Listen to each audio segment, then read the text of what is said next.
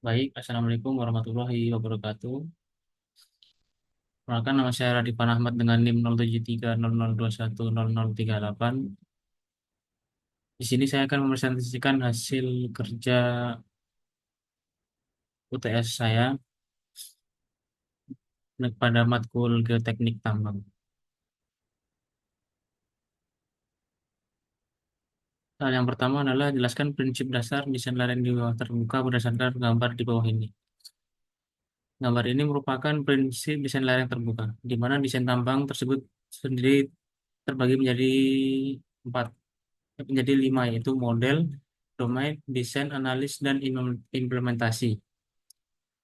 Sebelum masuk ke lima tahap ini, kita harus melihat dari atas, yaitu model. Yang pertama ada geologi, struktur, rock mass, dan hidrologi. Geologi sendiri adalah memahami jenis batuan, struktur geologi atau patahan dan lipatan, kondisi geografi sangat penting untuk menentukan stabilisasi lereng.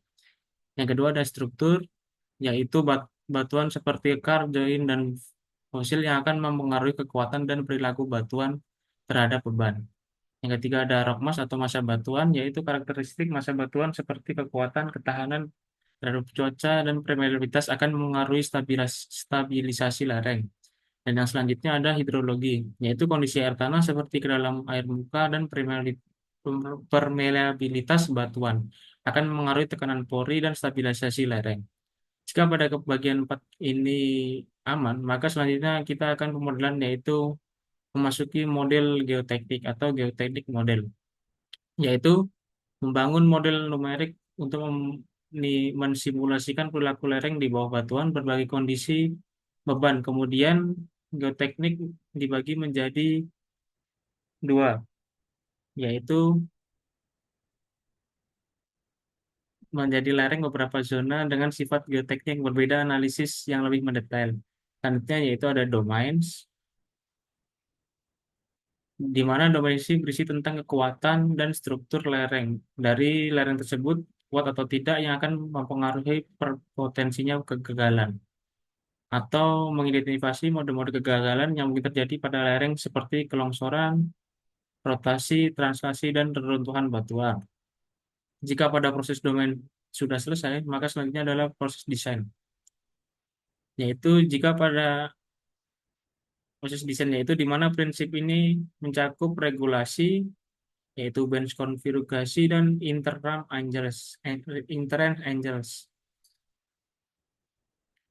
yang di mana bench konfigurasi ada equipment atau peralatan dan capability atau kemampuan, serta interrange yang di dalamnya ada main planning. Lalu dibuatlah analisa yang meliputi struktur, kekuatan, air tanah, dan tekanan yang bergabung menjadi satu, menjadi analisis stabilisasi, serta menjadikan sebagai desain terakhir atau final design. Di bagian kelima ada implementasi yang mencakup 4 cabang, yaitu peledakan, drainase, atau merupakan sistem drainase yang efektif untuk menurunkan tekanan air pori di dalam batuan, yaitu yang selanjutnya ada depresiasi, yaitu kondisi di mana tekanan suatu ruang atau lingkungan hidup atau lingkungan tiba-tiba turun drastis hingga menjadi lebih rendah dari tekanan tekanan atmosfer normal. Dan ada monitoring, yaitu melakukan pemantauan terus-menerus terhadap kontrol lereng menggunakan instrumen seperti inflometer, extometer, dan survei titik kontrol, dan diakhiri dengan closure atau penutupan. Soal nomor dua adalah jelaskan yang saudara ketahui berkaitan dengan pengambilan data geoteknik tambang. Awal dalam proses analisis geoteknik yang dilakukan untuk memahami karakteristik geologi, geoteknik, dan lingkungan di lokasi tambang, atau proses pengumpulan informasi mengenai kondisi tanah dan batuan di area pertambangan. Informasi ini sangat krusial dalam perencanaan, desain, dan pelaksanaan kegiatan penambangan yang aman dan efisien. Hal ini menyakup pengumpulan informasi dan data termasuk kondisi tanah, batuan, air tanah, serta memahami respon tekanan dan beban yang ada. Yang selanjutnya ada 2B, yaitu potensi longsor berikut. Gambar Ini merupakan potensi gambar berbagai model kegagalan atau failure mode pada masa batuan, terutama pada lereng. Masing-masing diagram mewakili kondisi geologi yang berbeda dan implikasi terhadap stabilisasi lereng. Gambar A atau yang pertama merupakan longsoran bidang atau plane failure. Longsoran bidang adalah longsoran yang terjadi pada masa batuan bergerak memenuhi lereng sepanjang bidang gelincir, di mana pada kondisi lereng ini tidak adanya pola struktur, sehingga membuat lapisan tanah atau batuan yang lebih tinggi tiba-tiba bergerak ke bawah. Longsoran bidang ini biasanya terjadi karena beberapa faktor, seperti inflasi air, getaran, guncangan, penekanan penurunan muka air tanah, perubahan tegangan, tegangan batuan, dan erosi. Yang gambar B adalah longsor baji atau wet failure. Longsor baji adalah longsor yang terjadi akibat adanya dua bidang diskontinu saling berpotongan dengan longsor yang berlangsung sepanjang bidang tersebut yang membentuk seperti membaji, di mana bidang batu lemah sehingga batuan longsor tersebut jatuh secara tiba-tiba. Longsoran baji ini terjadi karena beberapa faktor seperti curah hujan tinggi, tanah liat air, tanah liat atau tanah berbuir halus, perubahan struktur tanah, getaran gempa bumi, kondisi geologi, tekanan air tanah, erosi, dan lain-lain. Selanjutnya ada gambar C, yaitu longsoran bujur atau toppling failure. Longsoran bujur adalah jenis pergerakan yang terjadi tanpa perlu media berupa bidang gelincir dan dapat terjadi akibat pengaruh gravitasi, di mana batuan mengalami pelapukan pada bidang-bidang lemah sehingga menyebabkan batuan tanah, batuan kerikil, dan material lainnya tiba-tiba bergerak turun dari lereng secara cepat. Yang gambar D merupakan longsor guling atau circular failure. Longsor guling adalah longsor yang terjadi longsor yang terjadi pada batuan yang mengalami proses pelapukan yang intensif sehingga terbentuk material lepas dan membentuk yang tidak teratur, di mana pada longsoran ini terjadi karena adanya bidang-bidang lemah yang hadir di lereng mempunyai kemiringan yang berlawanan dengan kemiringan lereng, sehingga menyebabkan terjadinya longsor. Longsor ini terjadi karena beberapa faktor seperti curah hujan, pembekuan, dan pencairan pada daerah yang iklim dingin, karakteristik geologi, aktivitas manusia, gempa bumi, vegetasi, dan perubahan lingkungan. Yang soal nomor 3, yaitu menjelaskan hubungan antara pengaruh bidang diskontinu dan kelas batuan A dan diagram Moore B seperti gambar di bawah. Yang pertama, hubungan antara bidang diskontinu dari kelas batuan serta diagram Moore. Yang diagram A merupakan klasifikasi batuan berdasarkan bidang diskontinuitas. Diagram ini menunjukkan klasifikasi batuan berdasarkan keberadaan dan erositas bidang diskontinuitas. Yang gambar B merupakan diagram Moore. Diagram Moore menggambarkan hubungan antara tegangan normal dan tegangan geser pada suatu titik batuan. Garis lurus pada diagram Moore mewakili persamaan Moore-Coulomb yang menyatakan bahwa kekuatan geser maksimum yang dapat ditahan oleh batuan. Selanjutnya ada hubungan antara diagram A atau kelas batuan dan diagram Moore. Yang pertama, batuan yang banyak bidang diskontinuitas, batuan jenis ini memiliki nilai kohesi C yang rendah dan sudut geser dalam yang kecil. Hal ini berarti bahwa batuan mudah mengalami geser dan runtuh pada tegangan normal yang rendah. Pada diagram Moore, garis lurus mewakili kekuatan geser batuan yang akan memiliki kemirikan yang kecil dan memotong sumbu vertikal atau sumbu kohesi pada nilai yang rendah.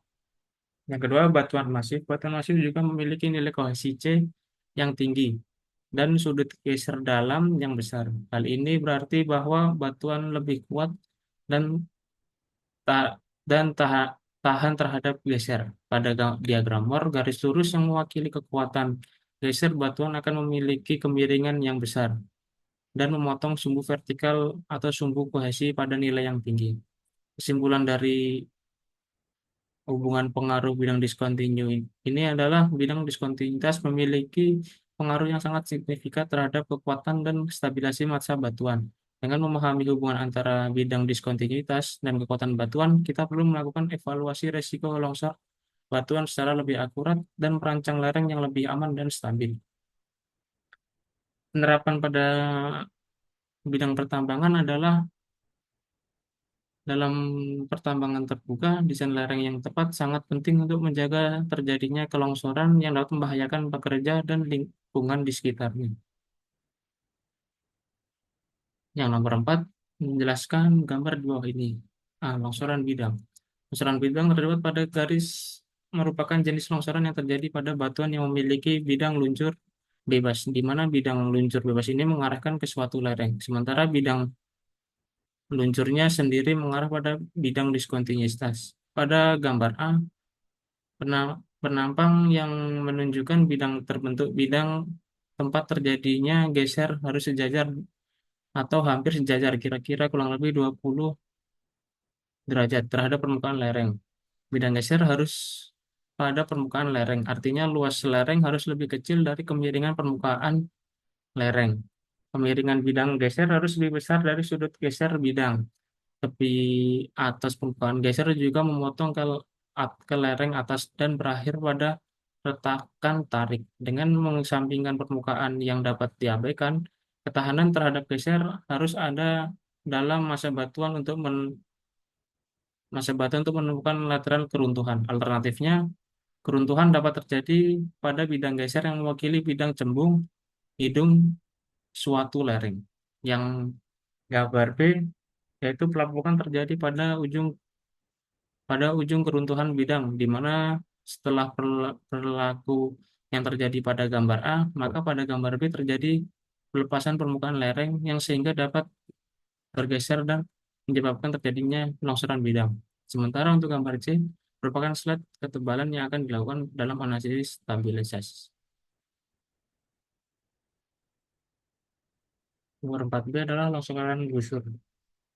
Longsoran gusur ini menggunakan metode grafis dari Hawk and Bray. Diagram tersebut merupakan gambaran berbagai kondisi aliran pada tanah lereng. Setiap nomor digunakan mewakili kondisi yang berbeda dengan variasi pada kedalaman yang jumlah air yang di belakang kaki lereng. Metode ini merupakan metode kriteria keruntuhan massa batuan yang banyak digunakan untuk rekayasa geoteknik dan mekanika batuan. Metode ini memperhitungkan kekuatan batuan, rekayasa, dan mekanika batuan. Metode ini menggunakan batuan utuh dan pengaruh diskontinuitas struktural seperti sambungan, peralatan, dan bidang alas terhadap kekuatan massa batuan secara keseluruhan. Di mana kriteria ini adalah metode Hawk and Bray didasarkan pada parameter seperti UCS atau Uniaxial Comprehensive Strength dan RMI atau Rock Mass Quality dan Material Constant atau MI. Gambar pertama merupakan lereng terkering atau full drying slope. Kondisi ini merupakan gambaran lereng yang sangat kering tanpa adanya pengaruh air permukaan yang signifikan. Air tanah terjadi karena mengalir secara bebas terhalang oleh air permukaan. Kondisi ini biasanya terjadi pada daerah yang curah hujan rendah atau pada musim kemarau. Yang gambar kedua merupakan air tanah 8 kali lereng lebih di belakang kaki lereng. Pada kondisi ini terdapat genangan air permukaan yang cukup tinggi di belakang kaki lereng, sekitar 8 kali tinggi lereng. Air permukaan akan meresap ke dalam tanah dan meningkatkan tekanan air pori di dalam tanah. Tekanan air pori yang tinggi dapat mengaruhi kekuatan geser tanah dan meningkatkan potensinya terjadi loss. Gambar tertiga membukakan air permukaan 4 kali lebih tinggi lereng di belakang kaki lereng. Kondisi ini mirip seperti kondisi nomor 2, namun dengan ketinggian air permukaan yang lebih rendah. Tekanan air pori pada yang dihasilkan juga lebih rendah dibandingkan kondisi nomor 2. Yang selanjutnya nomor 4. Air permukaan 2 kali tinggi lereng di belakang kaki lereng. Kondisi ini juga mirip dengan kondisi sebelumnya, namun dengan ketinggian air permukaan yang lebih rendah lagi. Tekanan air pori dihasilkan pun juga semakin rendah. Yang terakhir, lereng jenuh dan recharge permukaan yang lebih tinggi. Kondisi ini menggambarkan lereng yang sudah jenuh dengan air dan terus-menerus mendapat tambahan air dari permukaan. Kondisi ini sering terjadi pada daerah dengan curah hujan tinggi atau pada musim hujan. Tekanan air pori dapat Tekanan air pori pada kondisi ini sangat tinggi sehingga sangat meningkatkan potensi terjadinya longsor. Berikut merupakan daftar pustaka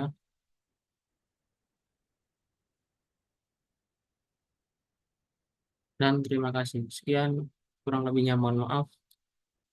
Assalamualaikum warahmatullahi wabarakatuh.